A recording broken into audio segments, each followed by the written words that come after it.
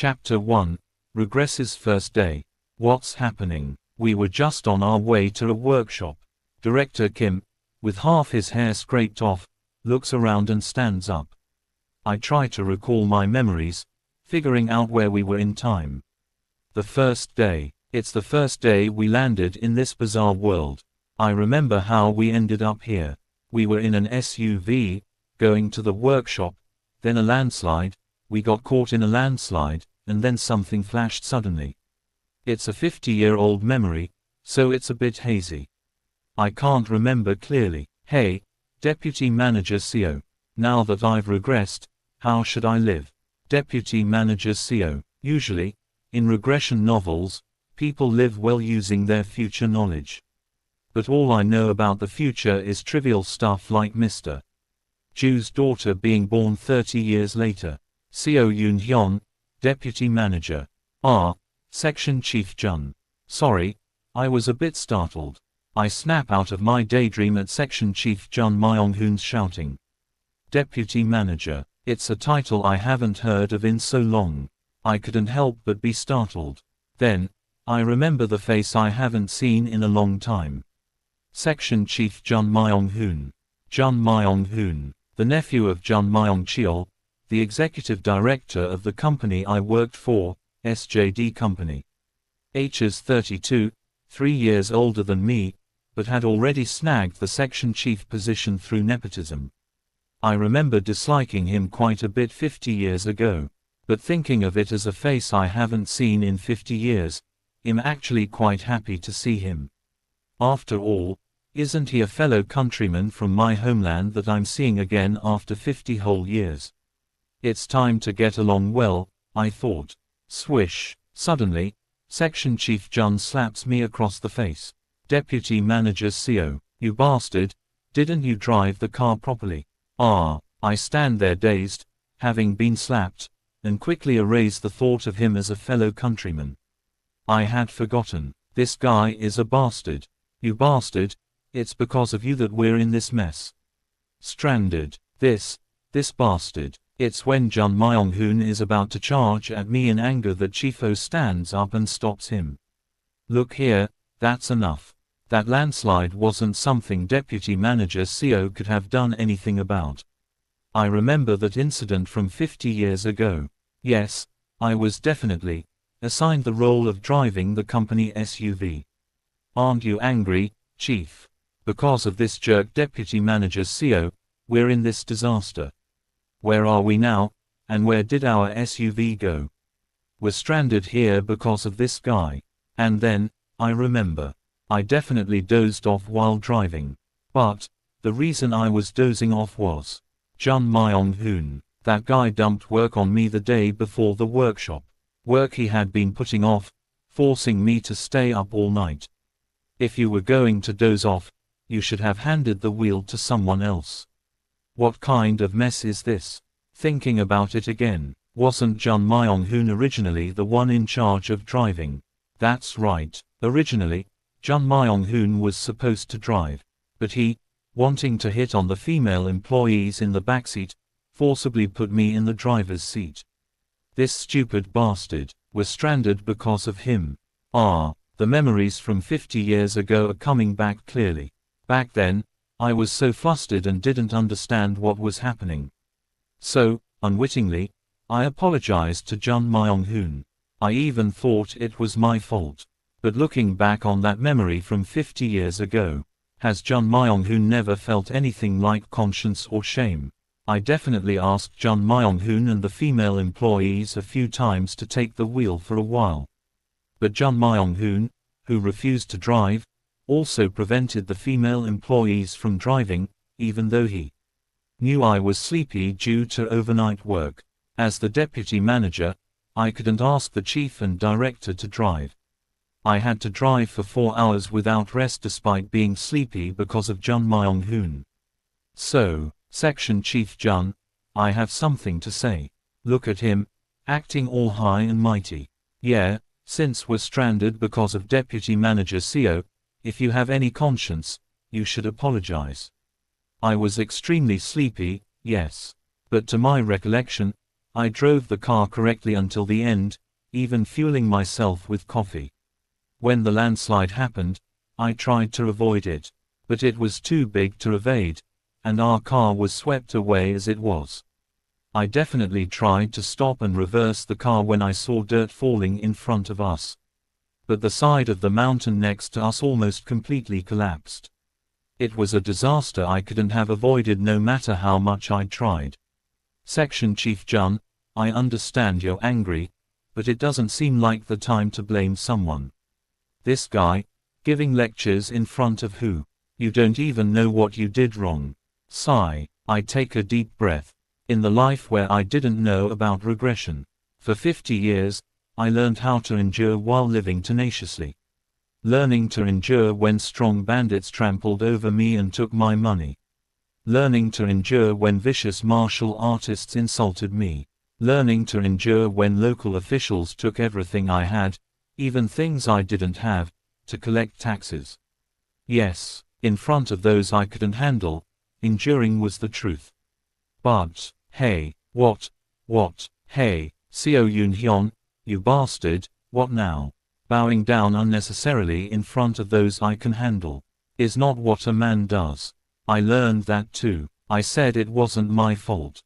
Enough is enough. Chief, let go of me. This guy is really. Thud. Jun Myong-hoon charges at me and strikes my face. But as soon as he attacks me, I step forward and headbutt him. Boom. In my past life, how many times have I been beaten by martial artists? How many times have I been beaten while gathering herbs in the mountains and encountering bandits? How many times have I been beaten when a band of robbers invaded during a famine? Beaten, and beaten again. During that senseless violence, I learned something that Jun Myong-hoon and others didn't have. Violence. Boom. Thump. Boom. As soon as the first headbutt connects, I charge and mercilessly pummel Jun Myong-hoon. Ugh, wait, you bastard. I said, it wasn't me. When beating someone, when you hit someone in the face, the person being hit feels an immense sense of fear. The sight obscured by a fist, and the pain that follows in that moment. The terror of the merciless attacker. I punch around the eyes of Jun Myong-hoon to obscure his vision. If you don't know what you did wrong, at least keep your mouth shut. With every punch, the grudges I have against Jun Myong-hoon without even realizing it seem to be refreshingly resolved. Even though 50 years have passed, the vicious bullying Jun Myong-hoon inflicted on me in the company was still unforgettable. I did something wrong. Sigh. By the time an apology came out of the arrogant Jun Myong-hoon's mouth, I stopped beating him and looked around. Director Kim, Chief O, Deputy Manager Kang, Deputy Manager O, Manager Kim. Everyone is looking at me with fearful eyes. Among them, Director Kim speaks to me with a trembling voice. Deputy Manager Seo, no matter what, beating a fellow colleague to that extent. Yes, you're right. I'm sorry, but I was so angry at the moment. I apologize for startling everyone. And after all, I was the driver, so I apologize for not doing more at that time. I bow neatly to Director Kim and the other employees and apologize. In fact, except for Director Kim, I will see none of the other people again. But, Director Kim, I will stay together with Director Kim. If you learn martial arts, you will reach the pinnacle of the world. Of course, only in the world of martial arts. Even though I have returned to the past, I gave up on the idea of joining a cultivation sect. What cultivation sect? I don't have that ability. The ability, also known as spiritual roots or spiritual nature. Without it, it's impossible to learn the methods of immortal practitioners or even to sense the spiritual energy they cultivate. If there is something I wish for in this life, I hope I get even a little more opportunity to work harder than in my previous life. In the previous life, after Director Kim learned martial arts and left, he would come to drink with me occasionally. Even that stopped completely after he reached the peak of his skills. But this life is different. If I actively support Director Kim, maybe some benefits will fall to me. To do so, I need to be good to him from now on. Right, everyone is in a confusing situation, and Section Chief Jun pushed too hard. Of course, Deputy Manager Seo also reacted too harshly. Apologize. Yes, Director, you are right. After bowing to Director Kim again, I help Section Chief Jun up and say, I'm sorry, Section Chief Jun. I was too harsh. I truly apologize. You son of a. As I show humility again, Jun Myung-hoon, who seems to have regained his spirit, glares at me. But as my eyes turn fiercely cold, he eventually avoids my gaze and shuts his mouth. Anyway, it looks like a forest for now. How about we walk out and find a nearby village? Director Kim looks around and suggests. The sky is dyed crimson, looking like the sun would set soon, and the wind is getting colder. Logically, Director Kim's words make sense. But, in this place, conventional wisdom must be discarded. In a world where cultivators become immortals and fly around, and martial artists fight for wealth and honor. That is this world, and the forest we have fallen into. I recall the memories from 50 years ago and think of the name of the forest. Ascension Path, ascending to immortality. It's said to be the best place for many demons and cultivators to ascend to immortality. A place where the spiritual energy of heaven and earth gathers the most. There are no villages, cities, or states near Ascension Path. Therefore, what Director Kim is trying to do is meaningless. What's more important right now is, night is coming, we need to start a fire. I finish my thoughts and speak to Director Kim. Director, do you have signal? It seems the signal is dead. I think if the signal is dead, it will be hard to get rescued, and hard to find our location. Since it's getting dark, instead of looking for a village we don't know the location of, it might be better to prepare to stay here tonight. Hearing my words, Section Chief Jun, who had been quiet, refutes softly. What are you talking about, Deputy Manager Seo? On the contrary, it's more dangerous at night, so we need to find a village. In my opinion, it's more dangerous to move recklessly. How about this? I point to a tall tree nearby. Why don't you go up that tree and see if there's a village or even a road nearby? If there's nothing around, how about we do as I say? Go up that tree. Who's going to climb it? You, Deputy Manager Seo. Well, if no one else knows how to climb a tree, then I'll do it. I nod easily and grab the trunk of the tallest nearby tree, slowly climbing up. I once encountered a wild boar while picking herbs in the mountains. At that time, I climbed a sturdy tree nearby in a life or death situation. Modern people don't usually climb trees, but having experienced all sorts of hardships in my previous life before returning, I easily climbed to the top of the big tree. What do you see, Deputy Manager Seo? Below, Director Kim shouts. As expected, the vicinity is an endless forest. There are no roads or villages, let alone any traces of humans. Rather, monsters and demons are probably swarming among those trees. Instead of shouting back from the tree, I pretend to look around for a while and then climb back down. Deputy Manager Seo, you're really good at climbing trees. That tree looked about 11 meters high. By the way, what kind of tree is this? It looks unfamiliar, like it's not from around here. Director Kim pats me on the shoulder, and Manager O looks curiously at the tree I had climbed. I dust off my hands and tell them what I saw. There are no roads or villages nearby. That's strange. Even if we were swept away by a landslide, there should be a highway nearby. Director Kim strokes his chin as if it's strange, and Section Chief Jun looks at me suspiciously. Deputy Manager Seo, did you really see properly? Are you sure you're not just saying there's nothing there, on purpose? Why would I lie about that? I'd rather sleep in a house than camp in the forest. If you don't believe me, Section Chief Jun, you can climb up and look for yourself.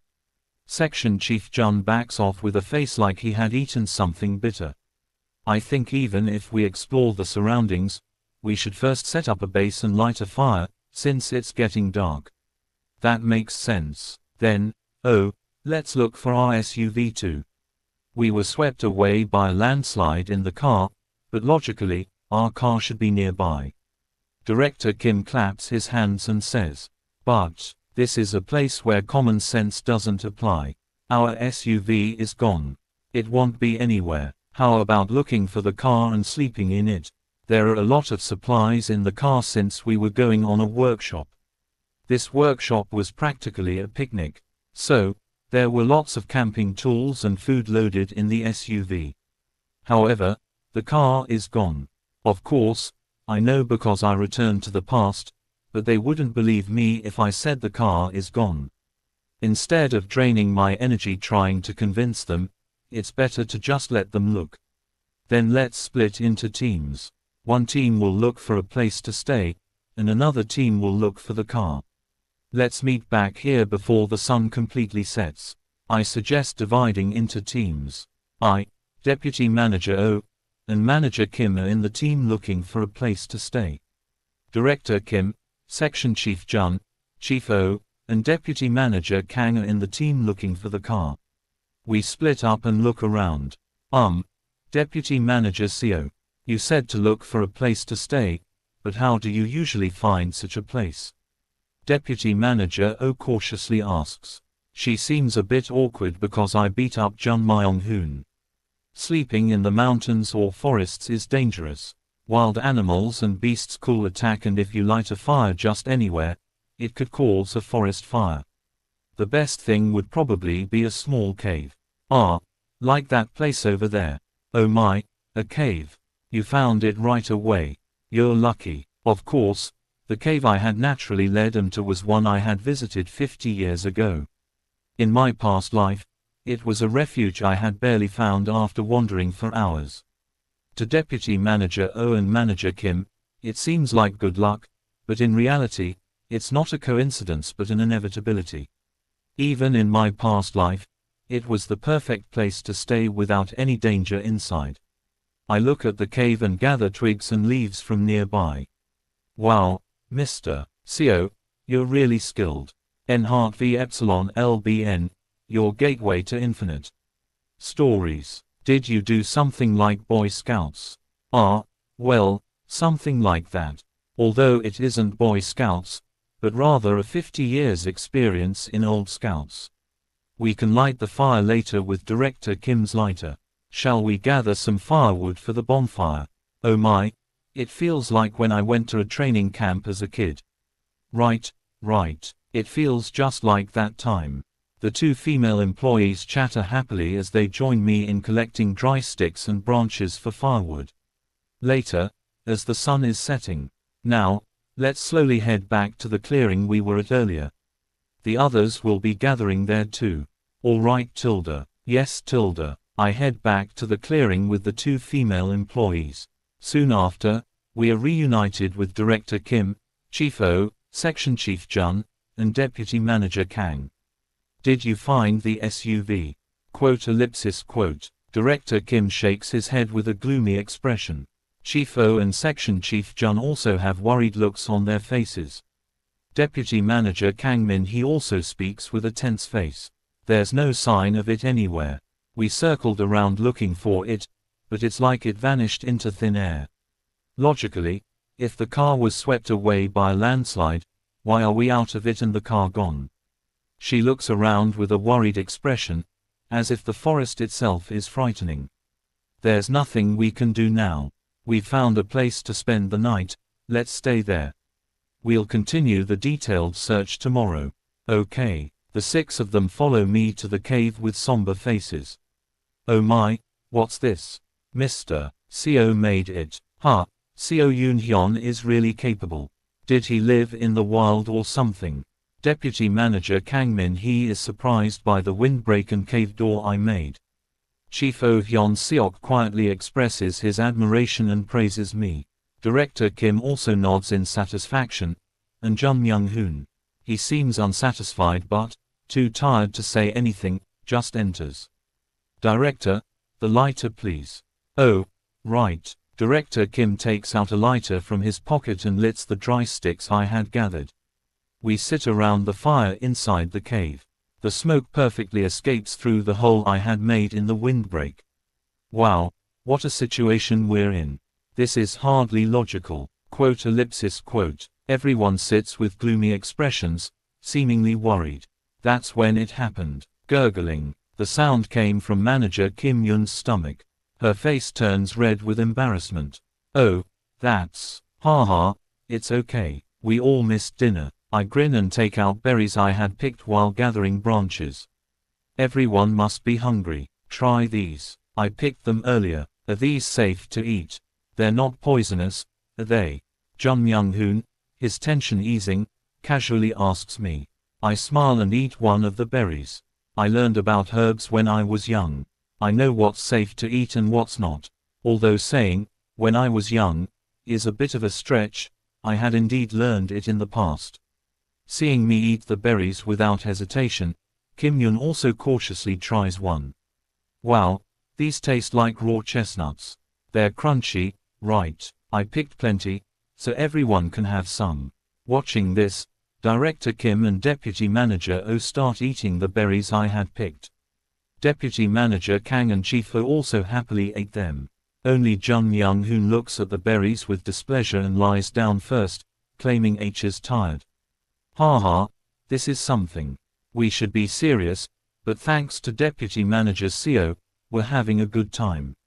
I always knew from the company how diligent he is. I heard he was tired from driving because he worked the night shift the day before. Our Deputy Manager is really diligent tilde. Thanks to Deputy Manager Seo, it feels like we're camping. Indeed, we all spend the night in a lively and friendly atmosphere. I too laugh heartily, chatting with my colleagues. It's a night to laugh and chat because it might be our last. The next morning, as soon as I smell the dawn air, I wake up earlier than anyone else. Memories from 50 years ago begin to come back vividly. The first day, after wandering through the forest all night, we barely found the cave and collapsed. The next morning, it came. Despite 50 years passing, the fear, shock, and pain from that time is still vividly terrifying. I open the windbreak outside the cave and start heading out. It's just before dawn. I wander nearby, gathering herbs good for stopping pain and bleeding. The herbs are in incredible condition, thanks to the forest full with energy from the heaven and earth spiritual energy. These are more like spiritual herbs than just medicinal ones. And after a while, the owner of this territory arrives. With a leap, a creature as big as a house. With 3 tails and eyes burning with blue fire, it's a white-furred fox. Shiver. The intimidation of the forest's owner, and the events from 50 years ago, make my body tremble with fear. However, having experienced the future is an enormous advantage in itself. Greetings to the owner of the forest. I stutter, biting my trembling lips, and slowly bow to the fox. Once, twice, 3 times. It's the triple bow required when meeting the owner of the forest. The fox, as large as a 2-story house, looks at me with its fiery blue eyes and speaks. A unique scent from a human. In my thousands of years, I've never encountered a human with such a scent. Quote. Click, clack, click. I tremble in anticipation of what this monstrous fox might do. That's when it happened. The fox's presence wakes the others. Director Kim, Chief Oh, Deputy Manager Kang, Section Chief Jun, Manager Kim, and Deputy Manager Oh emerge from the cave in turn. What follows is inevitable. A monster. It's a monster. At that, the monstrous fox rolls its large eyes in displeasure. You humans always seem to possess pitiful intelligence and terrible rudeness. Normally, I would tear off one limb from each of you. Shiver. But since one of you knows how to respect the owner of the forest, I will forgive you. The monstrous fox's gaze FAS on me, who had knelt and respectfully bowed. Everyone, show respect to the owner of the forest. Don't just stand there, kneel down. As I shout, the others blankly stand there and then awkwardly kneel down like me. The fox's eyes meet mine. A human who knows respect.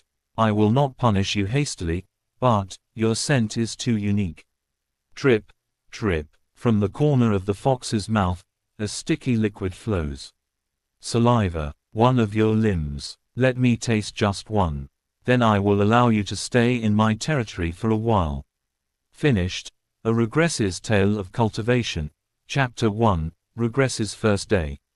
Next, Chapter 2, Scattering Destiny 1. Please consider subscribing. My goal is to reach 1K subs and get monetized so I can afford a better iVoice.